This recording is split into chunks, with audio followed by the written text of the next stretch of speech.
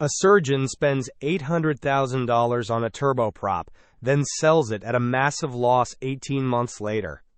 A real estate developer buys a light jet, only to discover the annual maintenance costs more than his mortgage.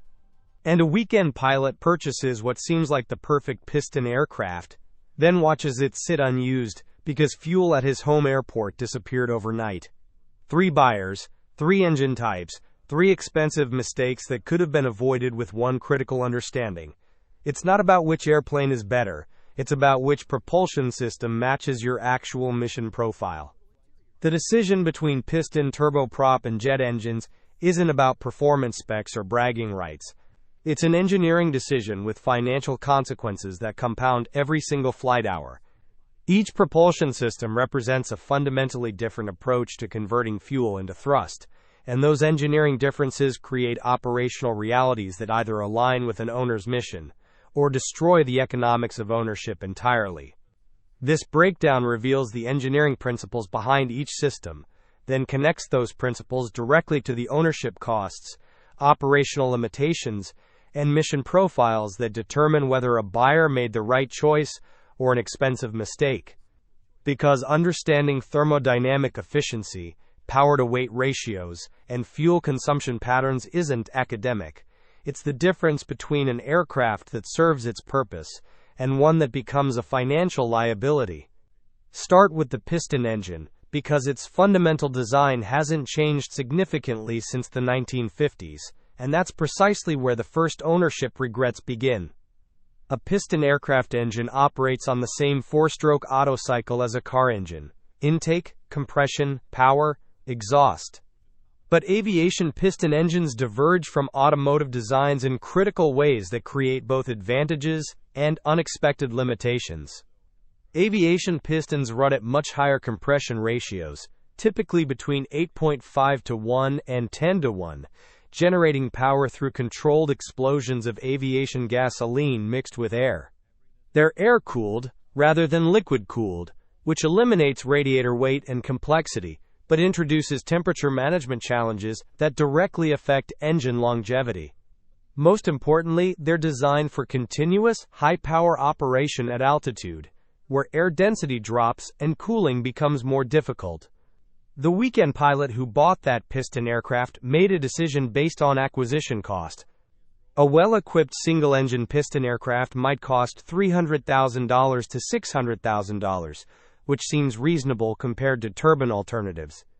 The operating costs appear manageable too, $150 to $300 per flight hour, fuel consumption between 10 and 20 gallons per hour, and an engine overhaul every 2,000 hours that costs $40,000 to $60,000.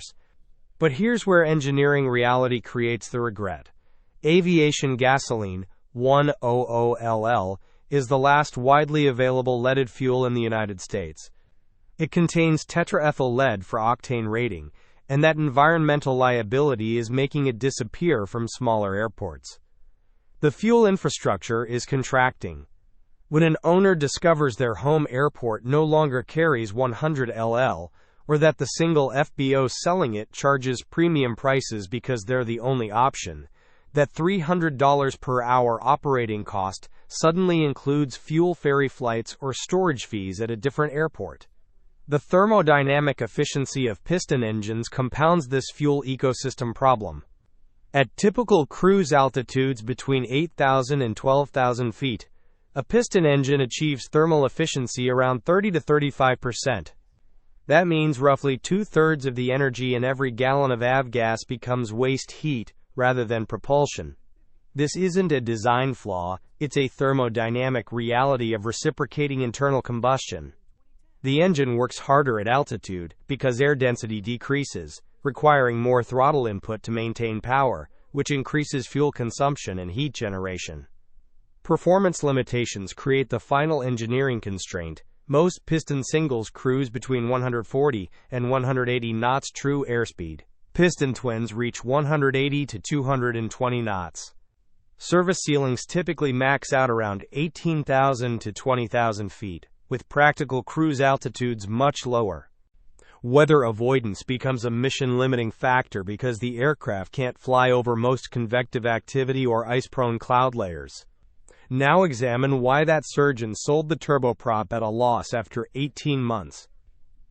The turboprop represents a fundamentally different thermodynamic approach, one that creates spectacular efficiency within a specific flight envelope, but brutal economics outside of it.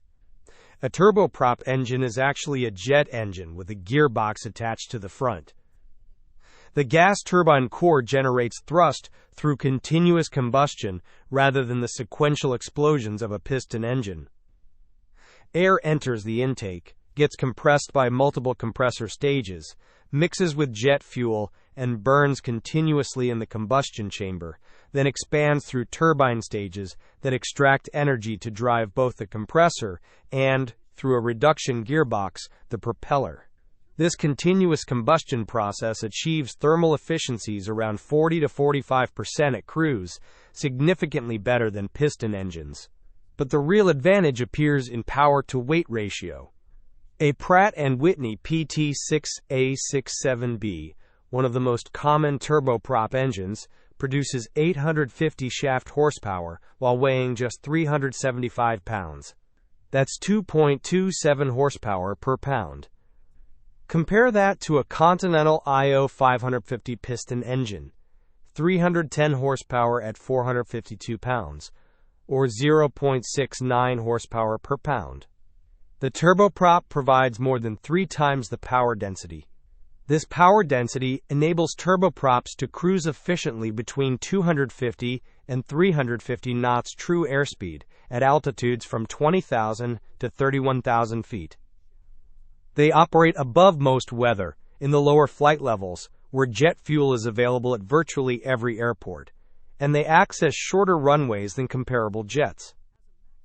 For missions between 300 and 800 nautical miles, turboprops offer the best combination of speed, efficiency, and operating economics. So why did the surgeon sell at a loss? Because turboprop acquisition costs create an uncomfortable middle ground. A new single-engine turboprop like a Pilatus PC-12 or TBM 960 costs $4 million to $5 million. A light twin turboprop like a King Air 260 approaches $7 million to $9 million. These prices position turboprops between high-performance pistons and entry-level jets, creating a psychological value gap for buyers who don't fly the right missions. The surgeon's mission profile was the problem, flying 150 to 250 nautical mile trips 3 to 4 times per month to visit multiple clinic locations. Each flight took 45 minutes to an hour. The turboprop's efficiency advantage disappears on short flights, because turbine engines consume massive fuel during startup, taxi, and climb. The PT-6A burns approximately 60 gallons per hour at full power during takeoff and climb. It doesn't reach efficient cruise until level at altitude, which takes 15 to 20 minutes. On a 45-minute flight, the aircraft spends nearly half the flight time in inefficient climb or descent regimes. Maintenance costs created the financial breaking point. Turbine engines operate on condition-based maintenance rather than fixed overhaul intervals. A PT-6A might run 5,000 hours before requiring a hot section inspection at $300,000 to $500,000, depending on condition. But that's just the scheduled maintenance. Annual inspections on turboprops cost $30,000 to $60,000. Parts are expensive because they're manufactured to turbine specifications. High temperature alloys, precision tolerances, and extensive documentation. And finding qualified turbine maintenance facilities requires access to larger airports with Part 145 repair stations. For the surgeon flying 150 hours annually on short flights, the hourly operating cost reached $800 to $1,000 per flight hour.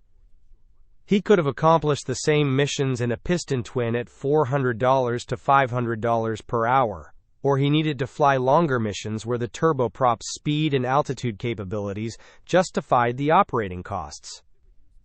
Instead, he owned the wrong aircraft for his mission profile, and resale values on used turboprops with low annual utilization are poor because sophisticated buyers recognize the maintenance timing risks. The engineering creates another subtle limitation. Turboprops achieve efficiency through propeller thrust, and propellers lose efficiency as speed increases. Above 350 knots, propeller tips approach supersonic speeds, creating shock waves and dramatic efficiency loss. This creates a hard speed ceiling that no amount of additional power can overcome. For missions requiring 400-plus knot cruise speeds, or altitudes above 31,000 feet, turboprops simply can't compete with jets. The real estate developer's light jet regret reveals the final engineering trade-off. Pure jets achieve performance and capability that no other propulsion system can match, but only for operators who fly missions that demand those capabilities. Jet engines, specifically turbofan engines in most light jets, eliminate the propeller entirely. A turbofan splits incoming air into two paths: a core stream that passes through the compressor, combustion chamber, and turbine stages, and a bypass stream that flows around the core through a large fan. The bypass air provides most of the thrust at subsonic speeds because accelerating a large mass of air by a small amount is more efficient than accelerating a small mass of air to very high speeds. Modern turbofans achieve bypass ratios between 3:1 and 6:1 in light jets, meaning 3 to 6 pounds of air bypass the core for every pound that passes through. This creates thermal efficiencies around 35 to 40% at cruise, similar to piston engines but at dramatically different speeds and altitudes. A Cessna Citation CJ3 Plus cruises at 416 knots at 45,000 feet. An Embraer Phenom 300 reaches 450 knots at 45,000 feet. These speeds and altitudes open mission profiles impossible in piston or turboprop aircraft. Operating at flight levels above 40,000 feet provides access to the tropopause, where outside air temperature stabilizes around minus 56 degrees Celsius. Air density drops to about 25% of sea level, and weather exists far below. Jet streams become tailwinds on eastbound flights, adding 50 to 100 knots of ground speed. The smooth air and absence of convective turbulence enables passenger productivity that can't happen at lower altitudes. But these capabilities create acquisition and operating costs that only make sense for specific mission profiles. A new light jet costs $4 million to $9 million. Mid-size jets run $12 million to $25 million. Operating costs range from $1,200 to $2,500 per flight hour, depending on aircraft size. Annual maintenance costs $150,000 to $300,000, and engine overhauls cost $500,000 to $1.5 million per engine. The developer discovered his $6 million light jet consumed $180,000 annually in scheduled maintenance, insurance, hangar fees, and management even when sitting unused. His mission profile was the problem. Flights averaging 400 to 600 nautical miles, twice per month, with load factors of 2 to 3 passengers. The jet's speed advantage saved 30 to 45 minutes per flight compared to a turboprop, but at triple the operating cost. Over a year, he paid $300,000 in additional cost to save perhaps 12 to 15 hours of total flight time. Worse, the fixed cost created a utilization trap.